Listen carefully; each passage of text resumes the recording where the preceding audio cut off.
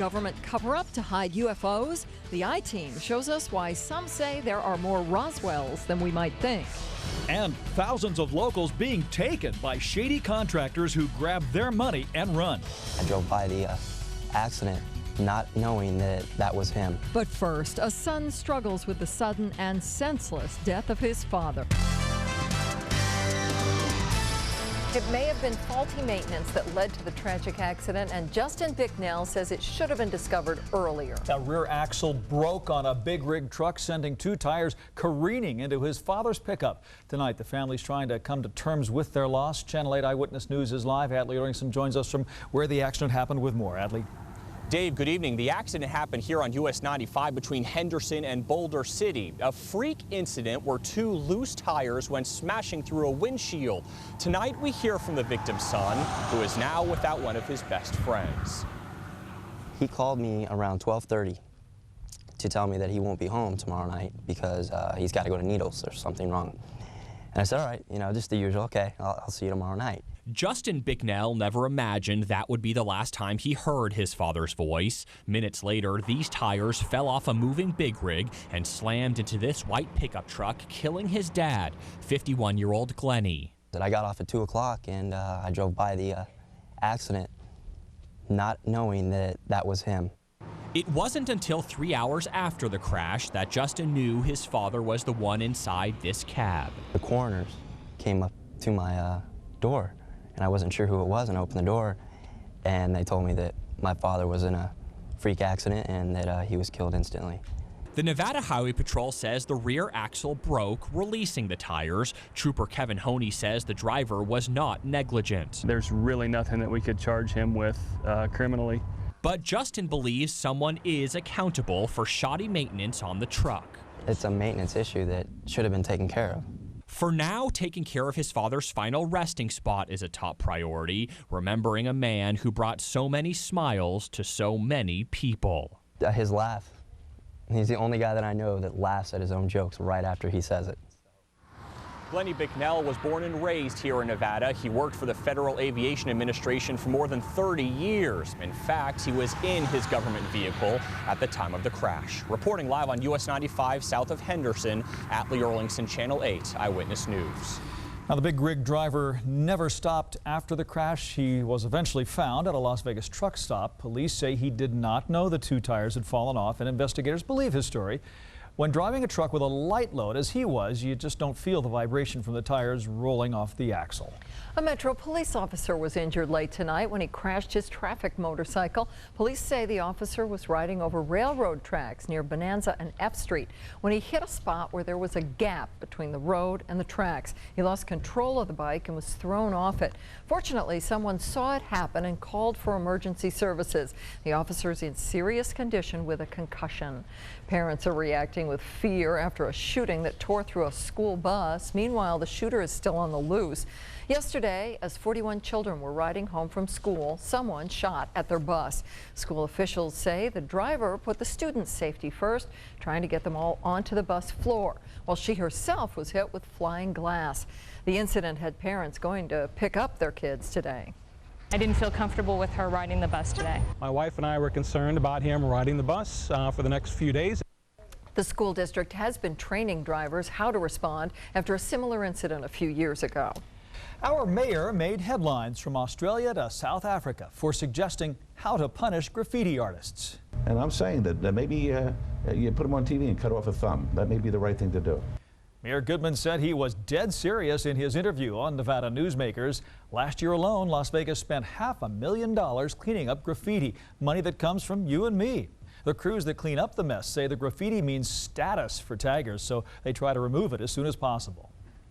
The quicker it comes down, the less status you have, the less effect it has on the community. The rapid response team removed graffiti from more than 40,000 places last year, and they'll likely break that record this year. We have a warning tonight about the people you hire to do work on your house. Unlicensed contractors take advantage of thousands of Las Vegans, ripping people off as the city explodes in growth. Channel 8 Eyewitness News reporter Adrian Arambulo joins us live with ideas on how to protect yourself. Adrian. Paula, some of these unlicensed contractors are ripping homeowners off of thousands of dollars. It hurts the pocketbook, but it hurts the heart as well, because for many, their homes are or will become their pride and joy. But there is a way to see if your contractor is legitimate.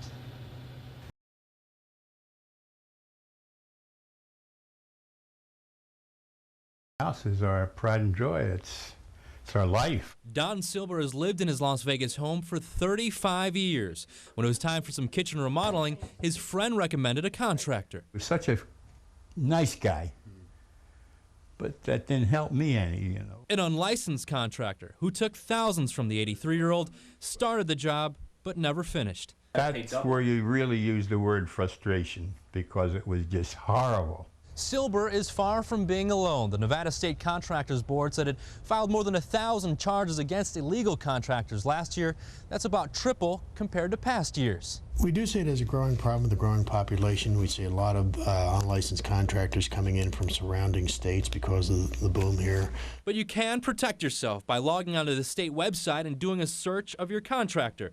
There's even a most wanted list that shows the names and pictures of unlicensed contractors who have arrest warrants. Silber contacted the board, who found the man who ripped him off. He even got a good chunk of his money back. Got to give thumbs up to that contractors board, because an average resident, you don't really have recourse unless you do go to the board. There are a number of things you can do if you're unsure about your contractor. Ask for his license number, ask for bids and estimates, and check to see if he has any references. For more information, you can log on to our website, KLASTV.com. Reporting live, I'm Adrian Arambulo, Channel 8 Eyewitness News. Thanks, Adrian. Starting Monday, all court services will be under one roof at the new Regional Justice Center. Tonight and tomorrow, the last of the offices will be packed onto moving trucks and moved down the street. It has been a massive project to move the entire court system to the new building. Employees say it's been a long time coming, and they are excited. All you have to do is walk in that facility. When you walk into it, it's just so amazing, from these small, cramped quarters to a beautiful building.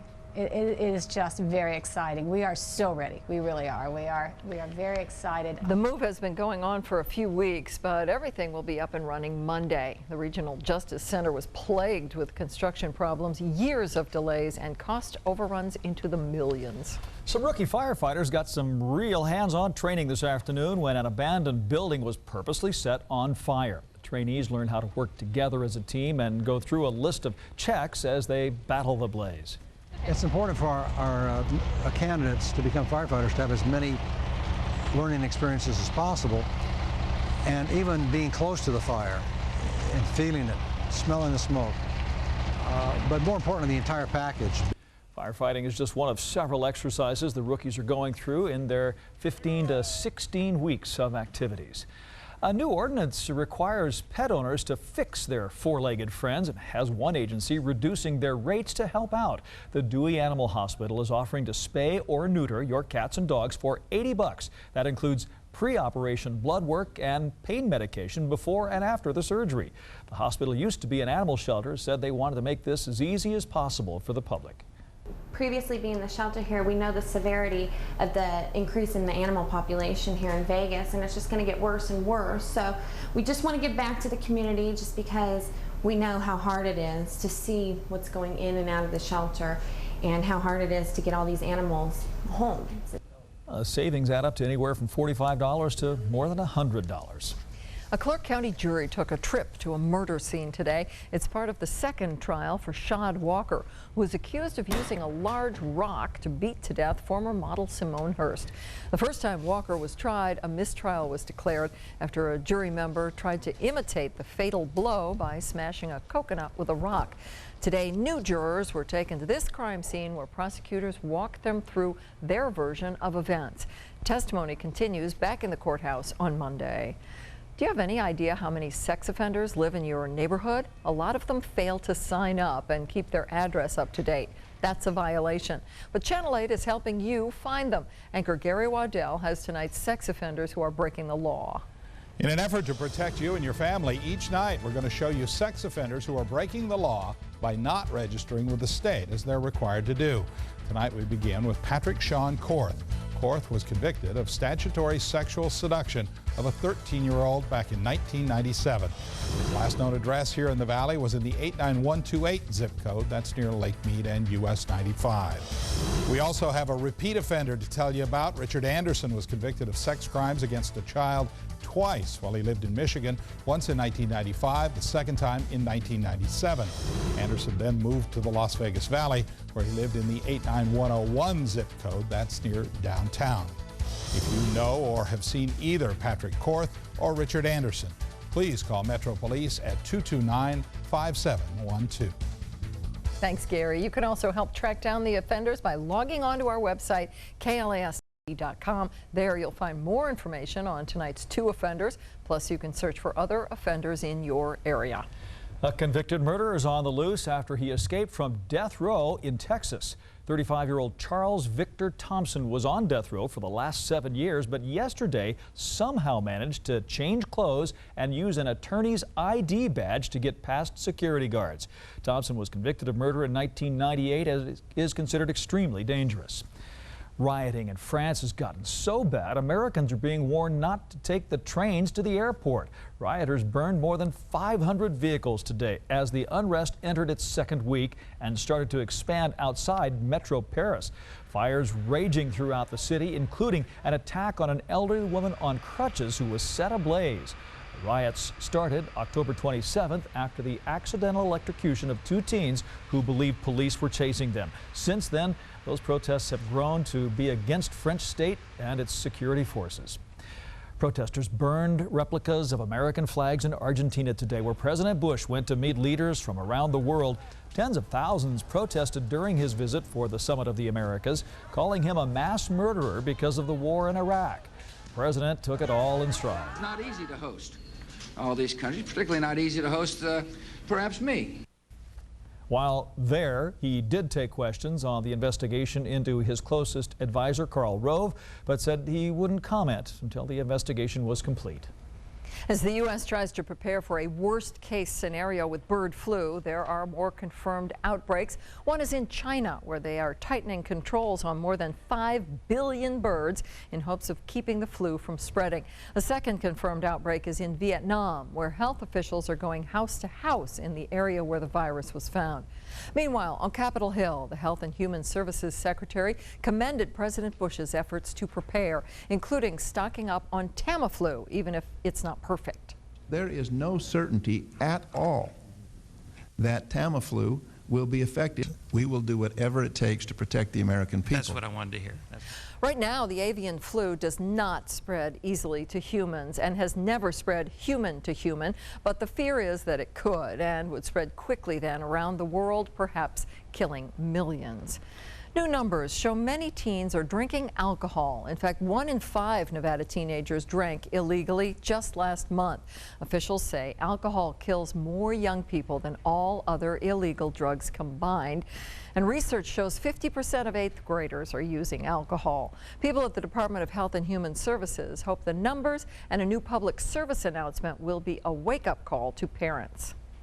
I discovered drinking at 14, and it did lead me into more problems down the road. I experienced near overdose, sexual assault, depression. Officials want parents to start talking to their kids as early as 11 years old, and those PSAs will be airing soon. Earlier tonight, people walked in the Light the Night fundraiser for the Southern Nevada Leukemia and Lymphoma chapter. During the 2 to 3 mile walk, people carried illuminated balloons to celebrate the lives of those affected by cancer. The white balloons represent survivors. We caught up with one tonight, a 3-year-old boy. They've really helped us out a lot, and we just want to support them because they're just, it's a great organization that helps children and adults with blood cancers. The organization hoped to raise more than $150,000 from tonight's walk. Is there a government conspiracy to hide UFOs? Most of us have heard about the infamous Roswell incident in which a flying saucer supposedly crashed in the desert of New Mexico. Some UFO researchers say Roswell wasn't the only UFO to crash. In fact, they say there have been dozens. Some of the world's best-known UFO speakers are in Las Vegas this weekend for a conference devoted to crashed discs. George Knapp has more in our Friday Phenomena report. Roswell, New Mexico, 1947. Something strange crashed in the desert. The military at first said it was a flying saucer from outer space. Then the story was changed to a weather balloon, and it's been changed a few more times since. Researchers who've spent decades looking into the case still believe the first story, and they suspect there have been many other similar crashes. The best cases are ones where we've had multiple witnesses, some physical evidence, multiple investigations by a variety of people over a long period of time. Ryan Wood has written a new book about an estimated 74 UFO crashes, including one that allegedly occurred near Kingman, Arizona in the early 50s. This weekend, 16 of the world's best-known UFO researchers are in Las Vegas to unveil their latest findings and argue about the evidence. The third annual UFO Crash Retrieval Conference at the Embassy Suites doesn't only look for evidence of crashes, but for answers about what happened to the debris. Wood and other researchers believe there's a secret government organization, MAGIC or Majestic 12, that keeps a lid on the story and on the debris, some of which allegedly ended up at Nevada's Area 51 military base. Ryan Wood admits that some of these stories might be made up, either by oddballs or by disinformation agents. I have talked to some of the most senior people in government, senior scientists and all that, and I have found no evidence that there was even one. Former Army Intelligence Colonel John Alexander, with extensive contacts in military circles and an interest in UFOs, says he can't buy the idea there have been so many crashes. It seems inconceivable to me that once that this hyper-advanced technology came 1 trillion miles to crash in our backyard. Once, let alone this stuff keeps falling down. Alexander acknowledges there is a lot of interest in UFOs among high-ranking military and intelligence officials, and that information is exchanged because he was one of them. But it's personal, not institutional. Wood says just because ETs are more advanced doesn't mean they're infallible, so crashes could occur. Mainly, he says, people should find out for themselves by hearing the experts. You can judge for yourself of whether or not you think it's baloney or the truth. George Knapp, Channel 8 Eyewitness News. Just as a side note, one of the best documented UFO crashes is from Cape Girardeau, Missouri, which, as many of you know, was my home away from Las Vegas for 5 years. I never heard about it there, only found out about it when I moved back, and George told me. If you're interested in learning more about this weekend's conference, click onto the links on our website at KLASTV.com. The city of Las Vegas is giving some of Hurricane Katrina's victims a year of free rent. About 4,000 evacuees came to Las Vegas, and a couple hundred ended up homeless. Gilbert Seals and his girlfriend Alexandria lost their home in Louisiana. Today, they got their rent voucher, and they're using it to move into a 3-bedroom home. Within that year, we'll be able to stack our own money, get on our feet, and by the time it comes time for us to pay, we'll be able to pay it. And in 3 months, they're going to give me a chance to start buying the house. Last month, the City Council approved $1 million in housing funding for Katrina victims amid fears that FEMA's Housing Assistance Fund would run dry. Those who violate water rights may soon be facing tougher penalties. A state panel's looking into changing Nevada's existing water laws. Right now, violators only get a misdemeanor fine of up to $500 maybe. One panel member says he'd like to see people who have violations, such as pumping too much, to lose their water rights. So know what watering schedule you're on. That's important. Exactly, yeah.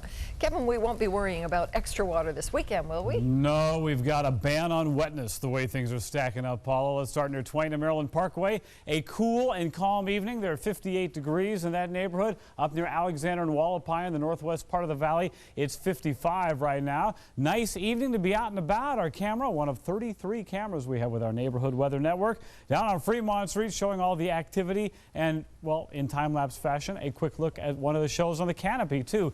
Mid-70s. Today was a great day. I mean, it was a beautiful Friday. Not a cloud in the sky. Mid-70s in many Valley neighborhoods. 71 over near DI and the 215. Mountain hit 51. Pahrump at 68. It was 72 in Mesquite, 74 in Boulder City. And at McCarran, the top temperature 73, a couple degrees above normal. 53 was the morning low. We did see moderate levels of carbon monoxide in the middle of the valley, although neighborhoods around the edges had a little better air today. And we gave up yet another minute in sunshine. Sun went down this afternoon at 4:40. Here's the way it looks on the satellite picture, and there have been a few patches of thin clouds, but really nothing significant. On the neighborhood Doppler radar, there's nothing falling from those clouds. The only thing we're picking up is this swath of blue, which is indicating a wind advisory for the mountains outside of Los Angeles. Meanwhile, back on the satellite picture, we're going to be clear tomorrow and for most of Sunday, but look at all this subtropical moisture coming up, and it's going to hang a right and move toward us. So we could get a few of these clouds late Sunday,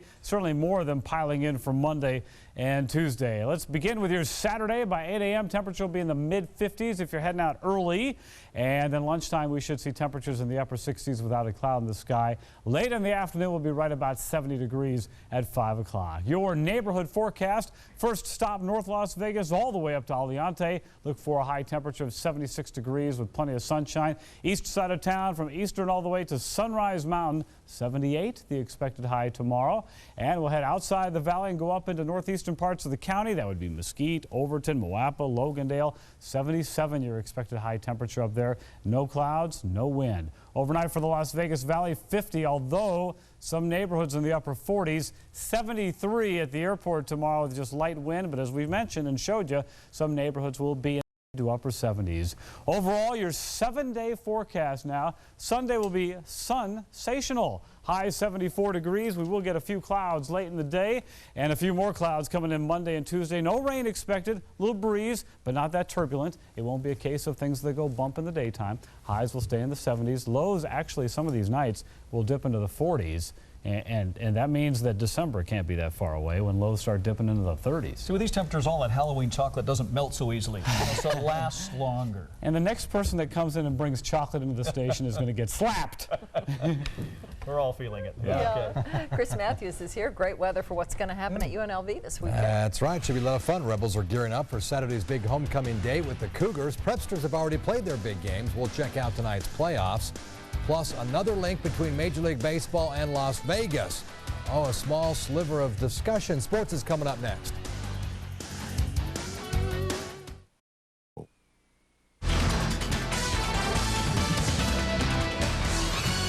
Well, the prep football playoffs got underway with Foothill hosting Chaparral. One of the area's best runners fields the punt, and here he comes. D'Angelo Jones. Boy, he's got the speed and he's got a touchdown. Foothill dominating the Cowboys. James Silvas with some more damage finds Brian Miller, sets up a touchdown. Falcons led 24-6 at the half. They end up winning 58-34. Another Sunrise game takes us to Silverado hosting Canyon Springs. Tyler McNeese rolling to his right, lets it go, finds Benjamin Jacobs, and he's going to score. Pioneers blazing a trail. They get a late touchdown, but it was too late. Skyhawks end up beating Canyon Springs 18-14. Sunrise Regional, Valley Blast Basic 40-6. Las Vegas had some trouble. They edged Coronado 15-7.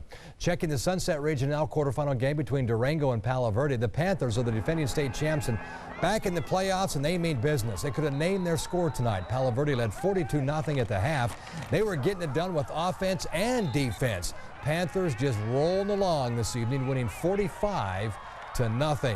Western puts its sparkling 8-1 mark on the line against Cheyenne. Here's one of the better runs you'll see. Look at Reggie Bullock. Oh, yeah, the Warriors just moving past Cheyenne. Desert Shield put up a fight, though. Anthony Johnson ties it at 25, now in overtime. Western needs a touchdown for a win, but Quentin Carter comes up with a pick. The Shield shocks Western, 28-25 in overtime. Sunset Regional, Cimarron shuts out Canyon Spring Valley, and Gorman and Shadow Ridge play tomorrow evening. Rebels will try to provide fans with something big, a homecoming win tomorrow over the Cougars. They'll do it with Jared Jackson because Shane Steichen wasn't cleared to play. He's nursing that broken finger in his hand there. UNLV has never beaten the Cougars here in Las Vegas.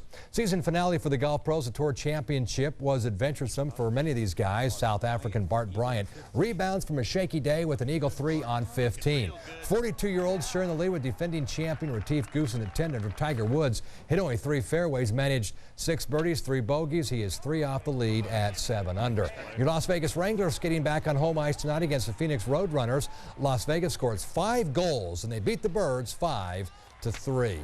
Hall of Famer Reggie Jackson, who lives here part-time, wants to bring Major League Baseball to Las Vegas, and since the Minnesota Twins are having stadium issues, Jackson approached the Twins, asking that he be first in line should they sell the club. Twins say they are not interested right now in selling the club. Lady Rebel soccer team is a win away from advancing to the NCAA tournament. Little luck last night helped them. A stiff win at the back of Haley Partridge in overtime. Boots it from the corner, sails right over the goalie of San Diego State. So UNLV celebrates a 2-1 win. Now UNLV plays New Mexico in Saturday's championship game. Blue Men Group at the PBR tonight. Last night the Bulls dominated. Tonight 15 of the 45 Cowboys stayed on for the 8 seconds. Ronaldo Del Rosa wins the go-around, but L.J. Jenkins had fans sitting on pins and needles. Oh yeah, but he wasn't the only one. Later on, a bull fell on this cowboy from Brazil. Both would be okay. World Finals continue through Sunday. Ouch! Man, it looks like it hurt. Just incredible. I'll tell you what. Thanks, Chris. All right, hundreds of power poles have mysteriously been damaged in Minnesota. The culprit might surprise you. So might the reasons behind it. That's next. They're called subcompact cars, the brand new models which get more miles per gallon at the pump. We'll have that story plus your latest news, your neighborhood weather, and Channel 8 Sky Witness traffic. Watch Eyewitness News this morning, Monday, starting at 5.